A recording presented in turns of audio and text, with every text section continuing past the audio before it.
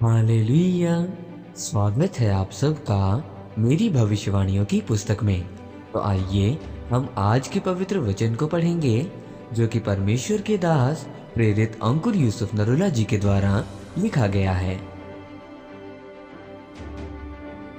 कुछ भी नामुमकिन नहीं है। जैसा कि नीति वचन की पुस्तक अध्याय 16 उसकी 3 आयत में लिखा है, अपने कामों को यहोवा पर डाल दे, इससे तेरी कल्पनाएं सिद्ध होंगी। मेरे प्रियो, बाइबल में लिखा है कि परमेश्वर ने जब आदम को बनाया तो उसे अपनी समानता में बनाया और अपने जैसे ही अधिकार भी उसे दिए। और जब परमेश्वर ने आदम को अधिकार दिया तो अब परमेश्वर जो कुछ भी खुद कर सकता था वो सब कुछ आदम भी कर सकता था। एक बार एक मसीही परिवार में एक लड़की बिगड़ गई और वो इतना बिगड़ गई कि अपने पिता के दोस्तों के साथ और अपने भाई के दोस्तों के साथ दोनों के साथ वो गलत थी। उसकी माँ को इतनी शर्म आई कि हम मसीही हैं पर हमारी लड़की ने हमारा मुंह काला कर दिया। इतने दिन वो रोती रही और एक दिन वो अपने पास्टर के पास चली गई और पास्टर को बोलती है, मेरी लड़की इस तरह से बिगड़ गई है, अब मैं चाहती हूँ कि आप इसके लिए प्रार्थना करें कि वो मर जाए, परमेश्वर उसे अपने पास बुला ले।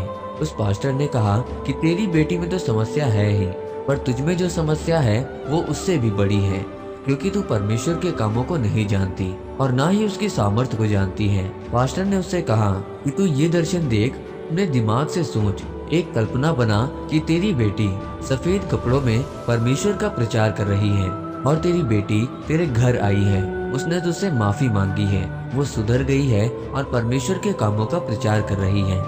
बाइबल कहती है कि अपनी कल्पनाओं को यहोवा पर डाल दे, जिससे तेरी कल्पनाएं सिद्ध हो। अब उस औरत ने जो पास्टर के पास गई थी उसने अपने कामों को यहोवा पर डाल दिया। उसने अपनी मर्जी को पूरा करना नहीं चाहा कि मेरी बेइज्जती हो रही है इसलिए मेरी बेटी मर जाए, पर उसने अपने दिमाग में ये कल्पना की कि मेरी बेटी वापस आ रही है। उसने पापों को छोड़ दिया है और वो रोज इस सोच से प्रार्थना करने लगी और इस वचन को दिमाग में सोचा कि अपने कामों को यहोवा पर डाल दे, इससे तेरी कल्पनाएं सिद्ध होंगी। आज आपकी कल्पना एक बड़ी चर्च की हो सकती है, बड़ा व्यापार का हो सकता है, आपकी विवाहित जिंदगी में जो संघर्ष है उससे बाहर आना हो सकता है, आपकी चंगाई का हो सकता है, वो कल्पना आपके बच्चों के बारे में भी हो सकता है।